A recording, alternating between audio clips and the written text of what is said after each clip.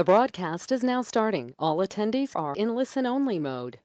Halo, selamat sore teman-teman sekalian. Jumpa lagi di minggu keempat ini ya, untuk bulan April. Jadi tema kita hari ini kita mengangkat sentimen pasar dan perilaku pasar. Jadi yang kita pelajari pada kesempatan ini adalah perilaku pasar yang biasa dikenal dengan price behavior sama sentimen ya, analisa sentimen. Suara saya bisa ditangkap dengan jelas ya?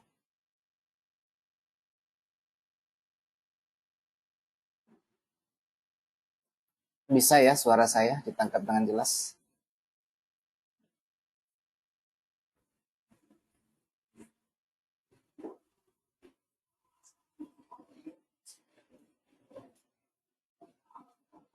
Oke. Baik teman-teman, seperti biasanya saya sampaikan terlebih dahulu untuk disclaimer-nya. Ini adalah bentuk layanan yang diberikan oleh HFM kepada membernya agar memiliki informasi yang jelas, pandangan dan wawasan kepada teman-teman sekalian untuk memenuhi keterampilan di dalam melakukan analisa maupun perdagangan. Dan teman-teman, sebagaimana biasanya selalu saya sampaikan bahwa keberhasilan dalam perdagangan itu sangat ditentukan oleh manajemen resiko yang baik.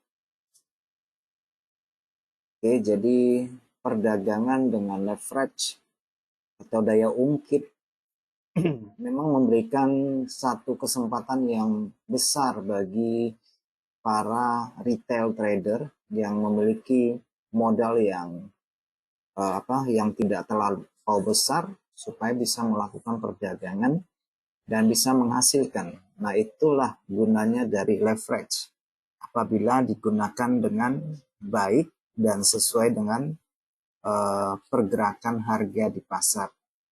Namun celakanya leverage ini seperti pisau bermata dua. Ketika kita tidak memahami kerja dan fungsi dari leverage dan kita mengambil posisi yang berlawanan dengan pasar, maka dia juga akan bekerja kebalikannya ya untuk menyedot margin kita. Jadi teman-teman bijaksanalah dalam menggunakan leverage ketika posisi Anda benar, maka sebaiknya menambah posisi entry supaya marginmu cepat bertambah. Sebaliknya apabila posisimu berlawanan dengan pasar, maka kurangilah mengambil resiko di pasar untuk melakukan penambahan posisi ketika posisi kita berlawanan dengan pasar. Oke, cukup satu saja posisi yang salah dan tentukan jarak resikonya supaya kerugian itu bisa kita terima dengan nyaman dan kita tidak dipengaruhi oleh kerugian tersebut. Baik teman-teman, jadi saya di sini lagi hujan ini ya, dan saya nge-live-nya juga dari rumah, tidak di kantor yang kalau di kantor itu ada studionya ya untuk live streaming. Jadi hari ini karena cuacanya buruk, jadi saya nge-live-nya di rumah. Jadi mohon maaf kalau ada gangguan suara dan sebagainya. Dan teman-teman kalau terdapat gangguan nanti secara visual maupun secara audio, saya minta kerjasamanya untuk memberitahu kepada saya. Dan kalau itu terjadi dari pihak teman-teman, saya juga minta kerjasamanya untuk mengecek kembali perangkat yang digunakan dan line yang digunakan. Baik, Anda bersama saya Adi Pangestu, analis dari HFM, akan memaparkan materi hari ini tentang sentimen dan price behavior. Oke, teman-teman,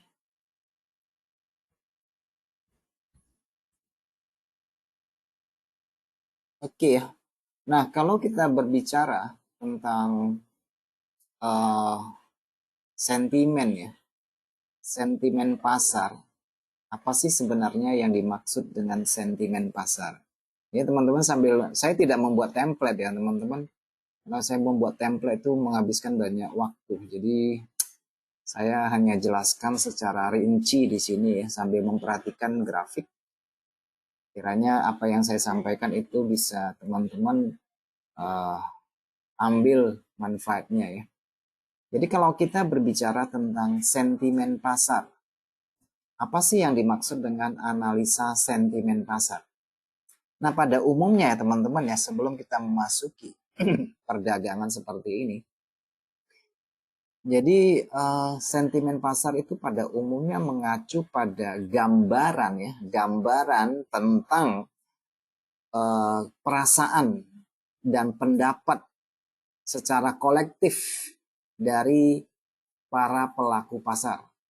Ya, baik itu pada pelanggan, konsumen, investor terhadap suatu produk, layanan, kalau kita berbicara tentang jasa, atau merek tertentu. Nah, sentimen pasar ini memiliki pengaruh yang sangat signifikan terhadap dinamika harga dan pergerakan aset, gitu ya. Kalau dalam dunia bisnis dan investasi, kalau kita memahami sentimen pasar, itu sangat penting sekali. Oke? Sangat penting sekali. Nah, itu sentimen. Nah, ibaratnya begini, teman-teman. Ibaratnya misalkan ya, saya memberikan sebuah contoh. Misalnya kita jualan gorengan deh ya. Kita nggak usah cerita yang banyak, yang mahal-mahal. Kita bisnis gorengan deh ya. Kita jual pisang goreng atau apa kayak tahu goreng, tahu isi, singkong goreng dan sebagainya. Nah, teman-teman sadar atau tidak sadar, perkembangan usaha itu ditentukan oleh perilaku dari pelanggan kita, ya kan? Perilaku dari pelanggan kita, baik dari kita sebagai produsen, kita juga sebenarnya juga tergantung pada sektor yang lain untuk membeli bahan baku dan sebagainya. Nah, teman-teman, kalau kita dalam contoh ini misalnya kita jualan gorengan, kita akan mengerti perilaku dari pelanggan kita, bukan? Si Anu, si A, si B yang biasa membeli membeli kepada kita ya. Lama-lama kita akan tahu biasanya dalam kondisi apa pasar atau gorengan kita itu laris, dalam kondisi apa. Apakah karena faktor cuaca dan sebagainya, itu sangat mempengaruhi. Nah, itu yang mempengaruhi sentimen terhadap gorengan. Oke. Dan yang namanya jualan gorengan, kita juga memiliki kompetitor ya, teman-teman ya. Karena yang jualan gorengan juga banyak sekali. Oke. Nah, itu dituntut kepada skill kita. Kita sebagai apa ya? Sebagai penjual. Dituntut kepada skill kita untuk bisa membuat gorengan yang memiliki cita rasa yang lebih enak dibandingkan dengan kompetitor. Atau kita memiliki harga yang kompetitif, mungkin juga sedikit di bawah pasaran, tetapi kita menerapkan sistem ekonomi ya biarlah murah agak sedikit, tetapi banyak peminatnya ya. Nah, itu merupakan strategi dalam jual gorengan misalnya. Nah, kita akan mengetahui perilaku seperti itu. Kita sebagai penjual, sebagai produsen pada gorengan tersebut, dari berjalannya waktu kita lama-lama akan mulai mengenal gitu ya. Mengenal bisnis gorengan ini dari kompetitor, dari pelanggan, dari konsumen maupun dari supplier. Nah, kita mendatangkan bahan baku untuk memproduksi. Nah, teman-teman, itu sudah termasuk bagian daripada analisa sentimen pasar. Gitu ya. Karena dengan demikian kita akan mengerti dinamika harga nanti bagaimana, pergerakan harga gorengan itu bagaimana. Oke, itu contoh-contoh sederhananya ya teman-teman ya.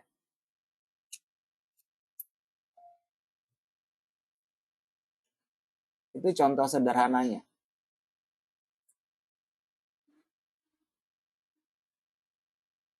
Oke, kita lanjut lagi ya. Di dalam investasi dan spekulasi, kita juga penting sekali ya teman-teman untuk mengetahui sentimen pasar. Nah, secara alami, secara manusiawi ya, alaminya, sebenarnya kita mengerti dan mengetahui sentimen pasar yang terjadi dengan berbagai pemikiran kita ya. Nah, pertama, kenapa analisa sentimen pasar itu penting? Karena kita pada akhirnya harus memutuskan untuk mengambil keputusan investasi maupun keputusan eksekusi pasar kalau kita berbicara dalam spekulasi trading seperti ini. Nah, sentimen pasar itu mempengaruhi keputusan pembelian kita. Ambil buy dan sell itu maupun memutuskan untuk investasi itu mempengaruhi dari semua data, dari semua pandangan kita, dari semua analisa secara teknikal dan fundamental itu akan melahirkan sentimen. Jadi kita itu pada akhirnya akan mengerti, oke, mengerti ya. Nah, gambaran sentimen itu didapatnya tuh dari hasil konklusi dari analisa teknis, fundamental yang diserap secara teknis. Kemudian itu akan melahirkan sentimen yang membuat kita mantap untuk mengambil keputusan masuk pasar atau mantap untuk tidak mengambil keputusan apapun di dalam pasar. Mau beli, mau jual, itu dilahirkan daripada sentimen. Oke, kita memiliki data secara teknikal, kita memiliki data secara fundamental. Ada pertimbangan 1, 2, 3-nya baru melahirkan sebuah keputusan entry yang didasarkan pada sentimen. Oke, nah kalau teman-teman melihat pada platform beberapa broker, teman-teman akan mendapati ada sebuah indikator sentimen ya. Kalau kita lihat indikator sentimennya itu lebih cenderung memberikan informasi jumlah penjualan terhadap, contohnya jumlah pembeli emas ada berapa persen saat ini, misalnya 60% beli atau 40% jual. Nah, itu sebenarnya menggambarkan sentimen ya. Itu dikumpulkan di dalam data. Yang beli di broker ini bayar pada emas berapa persen totalnya. Penjualannya berapa, yang buy berapa persen, misalnya 67% yang buy, berarti sekitar 33% yang jual ya. Itu menggambarkan sentimen. Jadi sentimen itu adalah menggambarkan minat pasar ya, lebih cenderung positif beli atau lebih cenderung positif jual kita. Itu indikator sentimennya ya teman-teman. Nah, itu pada akhirnya akan melahirkan satu keputusan terhadap diri kita. Kita ini lebih memilih membeli atau menjual. Teman-teman tidak usah terlalu bingung ya, terlalu bingung tentang analisa sentimen sebenarnya seperti apa sih? Ya sebenarnya kita itu melakukan analisa sentimen setiap saat ya teman-teman. Misalnya kalau teman-teman melihat ada kecenderungan secara teknikal yang biasa saya katakan bias ya, teman-teman bisa narik garis misalnya ya, bisa menarik garis dari low ke low seperti ini. Nah teman-teman sebenarnya ini menggambarkan sentimen ya. Sebenarnya secara teknikal teman-teman membuat satu keputusan untuk melakukan analisa teknikal, menghubungkan low dengan low, menghasilkan suatu derajat kemiringan ke sisi positif, itu sebenarnya menggambarkan sentimen dari perilaku pelaku pasar, bahwa mereka lebih cenderung mengambil keputusan beli. Nah, itu sebenarnya sentimen teman-teman ya. Itu sebenarnya menggambarkan. Jadi kalau kita menarik satu garis saja seperti ini, itu sudah mewakili sentimen bahwa ya di sini ternyata orang lebih suka membeli daripada menjual. Nah, itu contoh salah satunya ya. Namun kalau teman-teman ingin menggunakan indikator momentum maupun indikator sentimen, teman-teman juga bisa menggunakan indikator seperti RSI pada akhirnya, itu secara teknikal. Secara teknikal, teman-teman menggunakan RSI misalnya. Nah, teman-teman bisa melihat dari struktur harga yang terekam di dalam line RSI ini, apabila rata-rata RSI ini di tengah naik turun tetapi tidak menunjukkan perubahan arah, maka kita katakan kondisi ini adalah kondisi sideways. Oke, kondisi sideways. Namun kalau teman-teman melihat ada pergerakan khusus melewati rata-rata harga tinggi dari garis RSI ini dan berada kondisi di atas 50, ini ada 50 ya. Ini sentimennya positif terhadap emas. Kalau kita berbicara dalam faktor intraday. Nah, teman-teman, bagaimana kalau kita melihat secara harian? Teman-teman bisa melihat progresnya ya, progres dari waktu ke waktu. Kondisi dari sentimen pasar itu sebenarnya akan terbaca dari indikator RSI. Dia posisinya rata-ratanya berada di atas 50 apa enggak? Kalau rata-ratanya berada di atas 50, berarti sentimen terhadap emas ini positif. Nah, hal ini dihasilkan oleh apa? Hal ini dihasilkan dari semua data fundamental, semua didasarkan pada kondisi geopolitik dan sebagainya secara komprehensif dari segi teknikal terkumpul, maka akan melahirkan sentimen. Ini lebih cenderung kemana sih? Kira-kira begitu ya. Ini lebih cenderung kemana? Kalau memang masih bergerak di atas rata-rata 50, lah ini berarti sentimennya masih positif terhadap emas ini ya. Contoh ya teman-teman ya, kalau kita menganalisa sentimen. Oke, nah kalau begitu bagaimana kita melakukan analisa sentimen pasar seperti ini? Ya salah satunya kita melakukan perbandingan teknis ya. Kita mengumpulkan data karena yang namanya analisa itu kan mengumpulkan informasi gitu ya. Kita menganalisa itu mengumpulkan informasi. Jadi secara teknikal mungkin teman-teman melakukan perbandingan. Minggu lalu harga tingginya di mana, harga rendahnya di mana. Kemarin harga tingginya di mana, harga rendahnya di mana. Itu namanya analisa teknikal. Nah, itu adalah kita mengumpulkan data ya, data kemarin. Nah, sementara kalau untuk analisa fundamentalnya kita juga mengumpulkan data dari laporan data ekonomi sebelumnya. Kita lihat penjualan misalnya retail berapa, tentang suku bunga bagaimana dan sebagainya. Nah, itu tidak didasarkan pada satu periode data.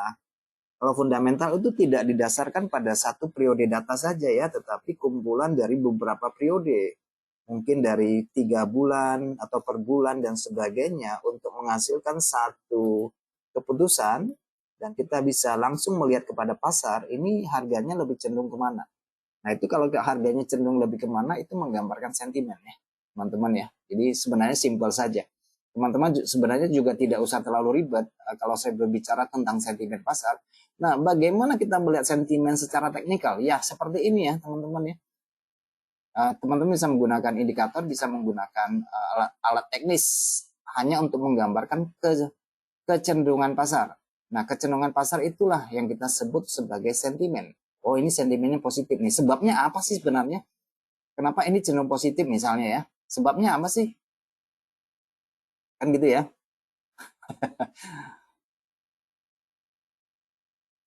Oke, jadi apakah di dalam analisa teknikal kita bisa melihat sentimen? Bisa ya teman-teman.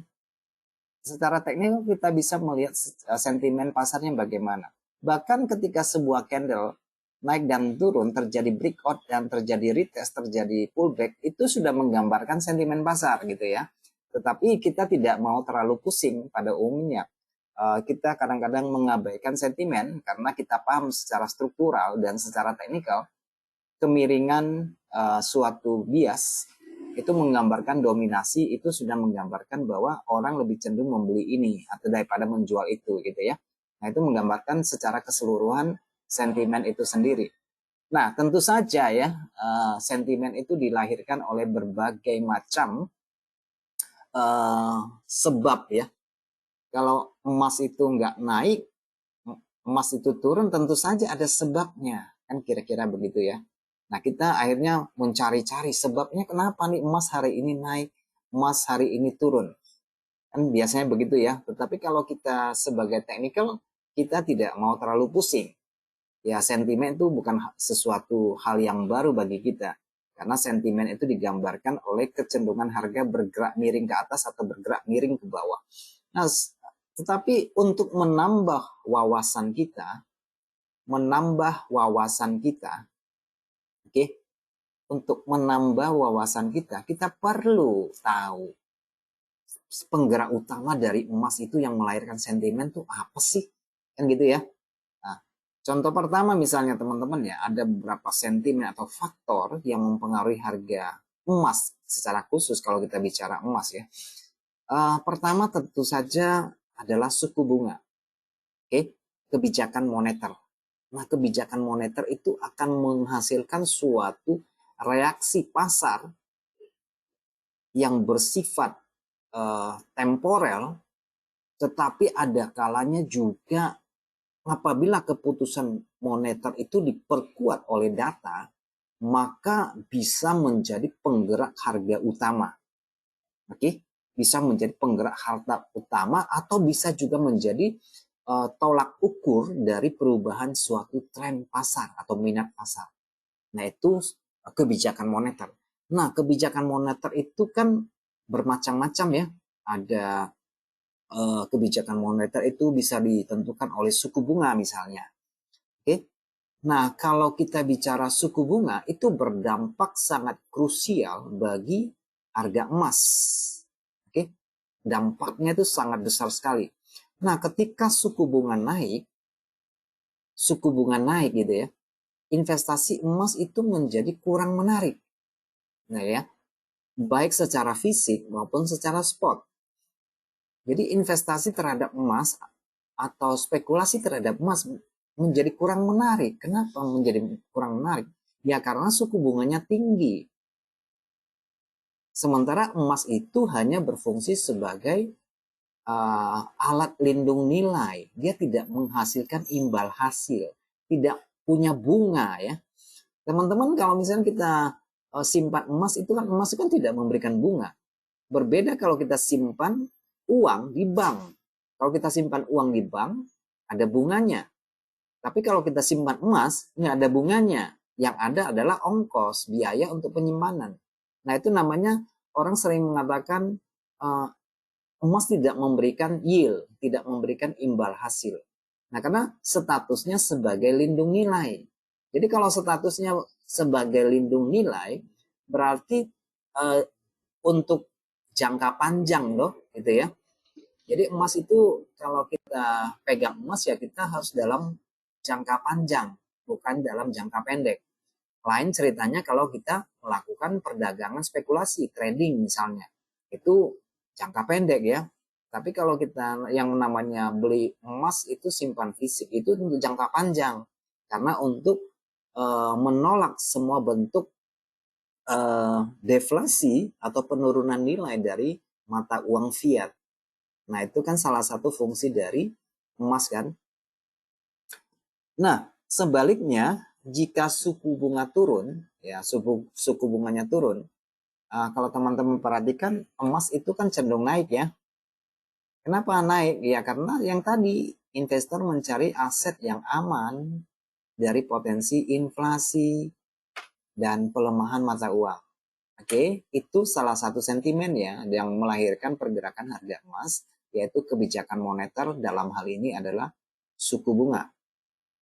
Oke, kemudian pelonggaran kuantitatif ya, QE ya gitu ya, pelonggaran kuantitatif. Ini adalah bentuk kebijakan dari bank sentral terutama untuk meningkatkan pasokan uang gitu ya, untuk meningkatkan pasokan uang dengan membeli aset keuangan. Oke. Nah, ini juga mempengaruhi harga emas. Kalau pasokan uang yang meningkat ya, pasokan uang yang meningkat, jumlah uangnya lebih banyak atau bank tuh melakukan money printing misalnya, pasokan uang yang meningkat itu dapat mendorong investor beralih ke emas sebagai lindung nilai gitu ya. Ngapain sih banjir uang di mana-mana? Cetak uang, terjadilah inflasi ya. Nah, kayak kemarin Lebaran banyak uang baru, ya terjadi inflasi, kenaikan harga barang-barang. Jadi investor lebih memilih untuk emas sebagai lindung nilai ya di saat ada pelonggaran ya, pelonggaran kuantitatif.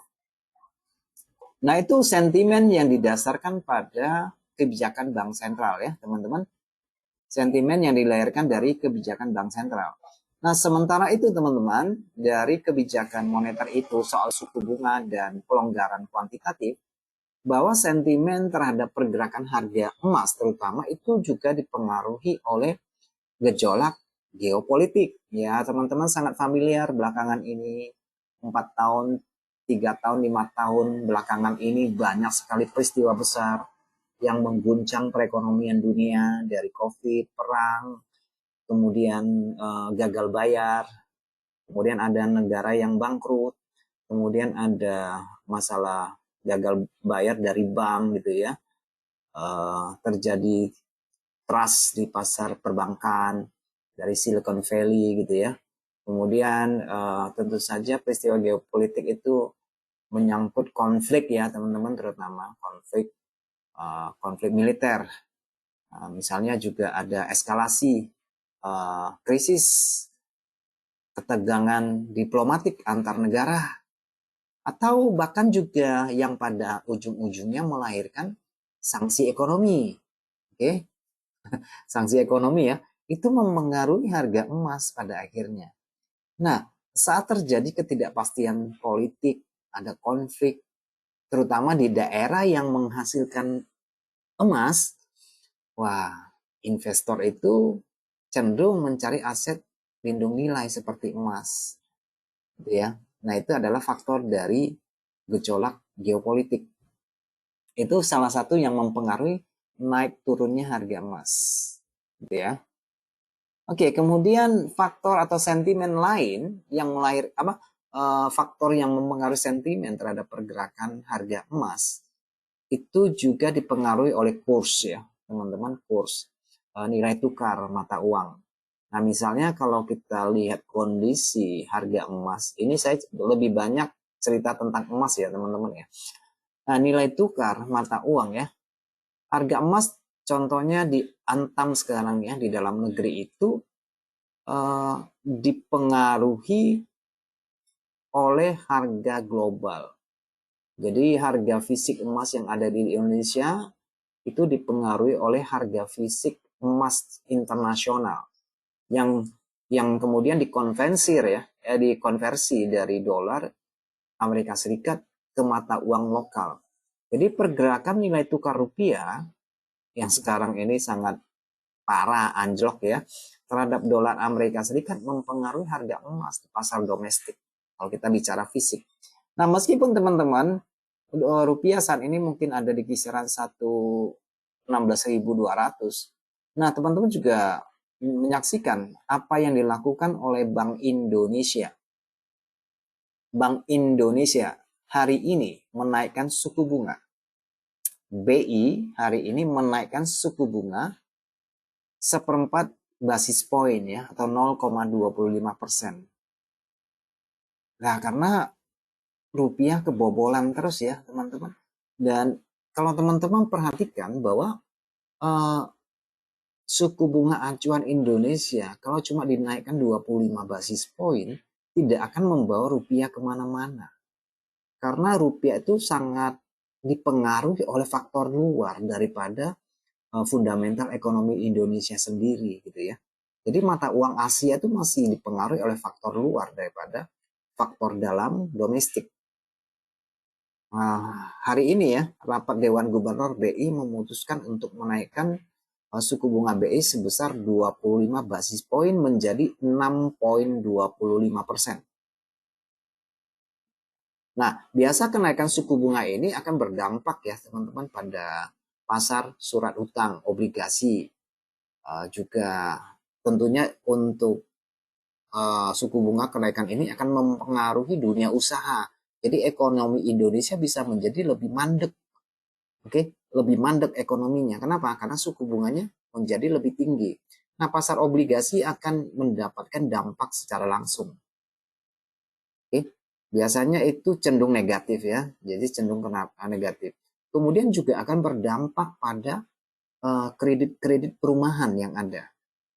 Kenaikan suku bunga itu berdampak terutama pada KPR yang tidak bersubsidi. Itu tentu saja ya, langsung otomatis ya. Nah, teman-teman, ini dilahirkan dari suatu kebijakan moneter yang mempengaruhi banyak aspek kehidupan, gitu ya. Nah, itu melahirkan sentimen ya. Nah, kalau teman-teman, kalau saya bercerita tentang sentimen, itu merupakan gabungan dari analisa teknis, analisa fundamental. Nah, itu akan melahirkan sentimen. Nah, kecenderungan ya, kira-kira sentimen itu ya kecenderungan. Oke, tadi kita sudah tahu ya, bahwa sentimen emas itu bisa dipengaruhi atau dilahirkan oleh kebijakan suku bunga, baik untuk pelonggaran maupun pengetatan. Kemudian geopolitik ya, geopolitik yang berkembang saat ini sangat mempengaruhi naik turunnya emas. Juga harga emas sangat dipengaruhi oleh nilai tukar mata uang dan juga kondisi politik dalam negeri. Untuk saat ini IDR mungkin belum begitu terbantu ya, belum begitu terbantu. Oke, faktor yang keempat yang mempengaruhi sentimen terhadap emas tentu saja dari faktor yang paling umum, yaitu supply dan demand, yaitu permintaan dan penawaran. Nah, permintaan konsumen, industri, dan investasi, oke, sekali lagi, permintaan konsumen, industri, dan investasi itu memainkan peran penting dalam menentukan harga emas. Ketika permintaan meningkat, harga emas kan cenderung naik ya, cenderung naik. Misalnya begini ya. Nah, teman-teman, ada cara yang cara yang mudah sebenarnya kalau kita mau istilahnya ya, mengkonversi ya.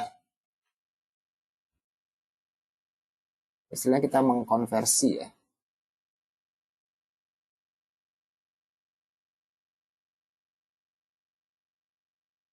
Salah satu caranya untuk mengkonversi pergerakan harga emas fisik yang dipengaruhi oleh pergerakan kurs yang tadi ya.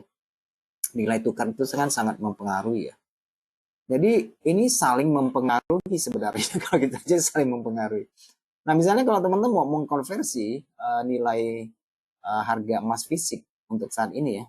Jadi kalau kita bicara emas ya kita harus secara spot juga oke, kita ngomong secara fisik juga kita harus tahu ya. Nah, misalnya untuk saat ini berapa harga emas? 23 ya, kita ambil lah 2350 ya. 2350, teman-teman bisa mengetahui harga fisik Antam berapa, tinggal dibagi aja ya, 31,10 dibagi 31,10, nanti dikalikan kurs yang sekarang ya. Nah, ini kalikan kurs misalnya sekarang 16.200. Oke. 16.200, kemudian teman-teman tambahkan biaya spread dan biaya produksi sekitar 120.000 lah kira-kira ya. Nah, nanti teman-teman akan mendapati harga emas per gramnya di Antam berapa. Oke. Saya cek harganya ya. Ini dari apa ya? Dari harga emas dari sentimen saat ini ya. Harga emas Antam di berapa saat ini? Saya cek dulu berapa harga emas Antam supaya kita tahu ya.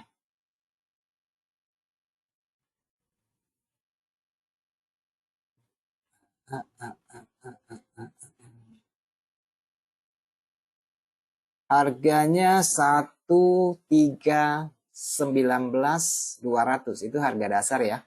Tapi kalau harga plusnya tambah pajak itu 1.322.000. Kan tidak selisihnya tidak terlampau jauh ya. Bisa dilihat ya. Kira-kira kisarannya harga emas Antam hari ini 1.322.000. Ada dari kita tidak didasarkan pada kurs yang asli ya. Saya cuma nebak-nebak kursnya aja 16.200. Kira-kira selisihnya nggak jauh ya. Jadi proses penghitungannya gampang saja. Teman-teman bisa lihat harga spot ini. Misalnya tadi kan saya hitungnya 23.50 ya. Nah, sekarang harga dasarnya kan 23.47 harga berjalan. Kemudian dibagi 31,10 gram, maka akan menghasilkan 75,46. Nanti dikalikan kurs yang asli berapa. Misalnya 16.200 tadi ya. Kemudian ditambahkan dengan ongkos dan biaya cetak. Kira-kira 120.000 ya per gram lah ya. Maka hasilnya akan kurang lebih seperti 13,42 ya. Selisih sekitar 20.000 dibandingkan dengan harga emas Antam saat ini. Itu cara konversi untuk mengetahui harga fisik ya. Ini cuma sampingan saja teman-teman supaya kita juga memiliki informasi dan tahu cara hitung harga emas secara fisik. Oke. Oke. Selanjutnya apa lagi nih?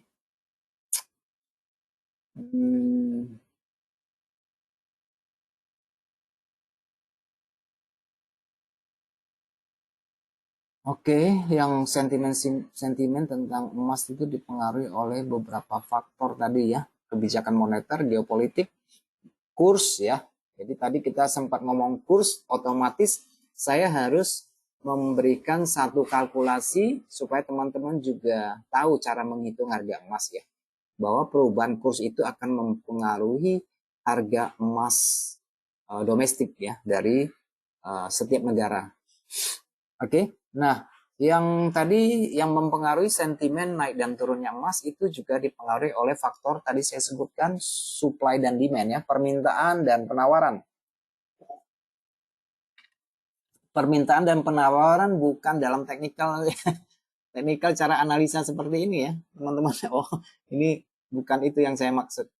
Oh, ini daerah demand gitu ya. Oh, daerah demand nih, ada kemungkinan kita beli nih kan gitu ya. Biasanya begitu kan. Oh, ini daerah supply nih, ada kemungkinan harga kembali ke sini kita jual nih, kan kira-kira begitu. Oh, di sini ada area apa? Area demand nih, kira-kira harga kembali ke sini saya mau beli misalnya. Itu analisa analisa supply dan demand ya. Tapi dalam hal ini tentang secara keseluruhan ya, apapun dagangannya, apapun komoditasnya itu kan pasti dipengaruhi oleh minat ya. Minat itu akan melahirkan permintaan. Oke, kalau minatnya berkurang kan melahirkan distribusi atau penjualan. Nah, itulah yang kita sebut sebagai permintaan dan penawaran. Nah, terutama permintaan dari konsumen, industri perhiasan, kalau kita bicara emas fisik, kemudian dari dunia investasi ya. Beli emas disimpan, beli emas ini kan investasi ya. Nah, itu mempengaruhi, memainkan peran yang sangat penting dalam menentukan harga emas. Nah, ketika permintaan meningkat kan otomatis dong harga emas naik gitu ya.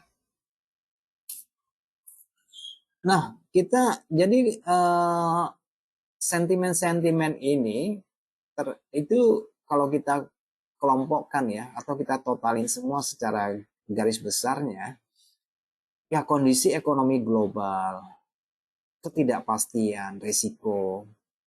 Nah, ketidakpastian ini yang namanya spekulan ataupun terutama investor nggak menyukai yang namanya ketidakpastian, gitu ya, nggak stabil. Kalau misalnya negaranya lagi kacau begini, ya rata-rata investor tidak mau masuk ke negara itu kan gitu ya. Nggak ada bakalan ada dana asing yang masuk ya. Oke, tidak ada dana asing yang mau masuk. Mau diajak-ajak masuk ke Indonesia ya investasi asing nggak mau masuk. Karena dia mempertimbangkan kondisi ekonomi global, politik negara itu. Ya, mungkin hukumnya berbelit-belit ya, banyak birokrasi, itu juga mempengaruhi dari segi investasi. Nggak bakalan ada dana yang masuk gitu loh. Oke, nah tentu saja teman-teman yang ngepam harga emas, ngedam harga emas, tentu saja ya, itu adalah event temporer seperti berita ekonomi melahirkan sentimen sesaat ya. Ya, data-data inflasi terutama, data pekerjaan, data manufaktur, kebijakan-kebijakan, statement-statement dari uh, pejabat bank gitu ya. Nah, itu akan mempengaruhi sentimen di pasar. Jadi fluktuasi harga emas itu terjadi secara tajam ketika ada suatu rilis data. Tetapi sentimen yang dilahirkan oleh data itu pada umumnya tidak bersifat kekal ya, tidak bersifat permanen. Oke, hanya berlaku hanya dalam beberapa saat saja, bahkan hanya bertahan dalam jangka waktunya hanya mungkin ya seminggu atau 2-3 hari ya. Efeknya itu.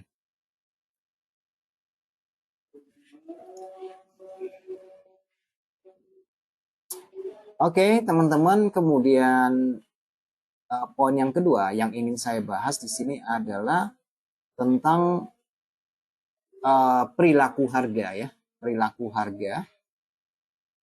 Bagaimana kita memperhatikan perilaku harga menjelang suatu rilis berita? Bagaimana kita mengetahui perilaku harga ketika dia mendekati harga tertinggi sepanjang masa? Oke, nah, misalnya yang terjadi pada hari ini, Bank Sentral Jepang mempertahankan suku bunga tetap. Oke, teman-teman bisa melihat ini begitu sampai di atas, apa yang terjadi, reaksi pasar begitu masif, begitu fluktuatif, tidak memberikan arahan yang jelas mau kemana harga ini. Nah, ini yang disebut dengan price behavior ya, teman-teman. Bagaimana yang terjadi ketika menjelang keputusan suku bunga? Teman-teman bisa melihat reaksi pasar bagaimana. Kemarin ada yang turun dulu karena faktor ekonomi, data ekonomi GDP Amerika turun dulu, naik lagi tadi pagi keputusan suku bunga, naik lagi, hantam lagi ke bawah. Nah, ini adalah yang disebut dengan perilaku harga. Bagaimana kita mengamati perilaku harga ketika mendekati suatu level harga. Oke, support kah, resisten kah, kemudian daerah-daerah level krusial gitu ya, daerah-daerah keseimbangan. Nah, bagaimana kita memperhatikan perilaku harga? Nah, teman-teman tentu saja akan terlihat secara teknikal bentuk dan perubahannya ya. Maka saya bilang di dalam analisa teknikal kita bisa memahami fundamental, bisa memahami sentimen dari sektor analisa teknikal. Kita akan memperhatikan perilaku harga ketika mendekati suatu keseimbangan. Coba perhatikan bagaimana perilaku harganya. Nah, perilaku harga ini sebagai analis teknikal, kita akan tunggu di sini ya. Kira-kira level keseimbangan ini kita mau melihat bagaimana perilaku harga, cenderung melahirkan momentum dan rally lanjutankah dalam bentuk candle yang besar atau justru dengan bentuk candle-candle kecil seperti ini. Nah, kalau dia lahir dari candle-candle seperti ini kan kita secara naluri atau secara pemikiran, wah ini kan berarti wah ini nggak kuat naik nih ya, kira-kira wah ini nggak kuat naik nih, ada potensi untuk turun nih. Nah, tugas kita sebagai trader adalah mencari kemungkinan itu, mencari pola harga, struktur harga untuk mengeksekusi posisi kan, kira-kira begitu ya. Nah, itu price behavior ya, kebiasaan. Teman-teman juga bisa melihat bagaimana kebiasaan harga berhasil ketika melewati suatu level penting atau keseimbangan. Bagaimana reaksinya ketika dia mau menyeberang ke atas? Melewati ini bagaimana bentuk candlenya seperti apa sih kalau dia mau menyeberang? Nah, teman-teman bisa melihat bahwa ada strong move, ada gradual move sampai dia lewat gitu ya.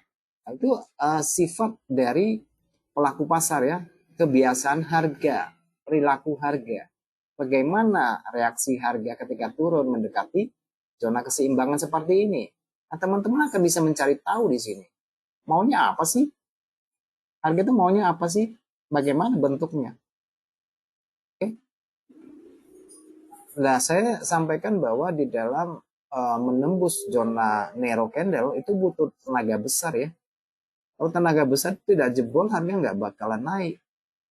Nggak bakalan turun. Nanti akan digantikan oleh pemain baru di sini untuk menyesuaikan kekuatan baru di sini.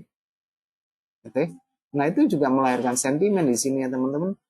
Teman-teman akan melihat bagaimana perilaku harga bekerja. Apa yang terjadi gambaran di sini itu juga terjadi dalam beberapa waktu terakhir.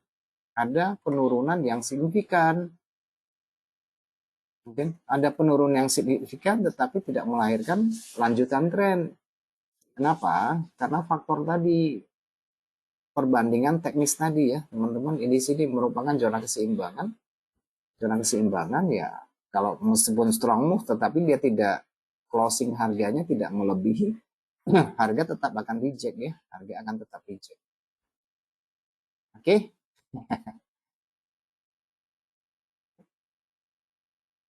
Oke, untuk saat ini ya teman-teman, secara khusus kalau kita melakukan perbandingan teknis, teman-teman juga barangkali hari ini mendapatkan apa ya, mendapatkan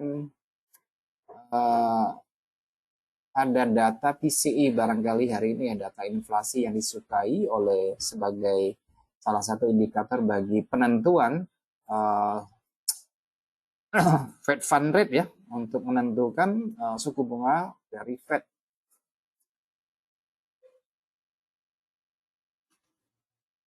Oke, itu indikator PCE ya, inflasi, data inflasi untuk spending money dan maupun untuk income dari salah satu alat ukur inflasi oleh Bank Sentral Amerika. Itu akan mempengaruhi sedikit banyak pada pergerakan harga emas hari ini.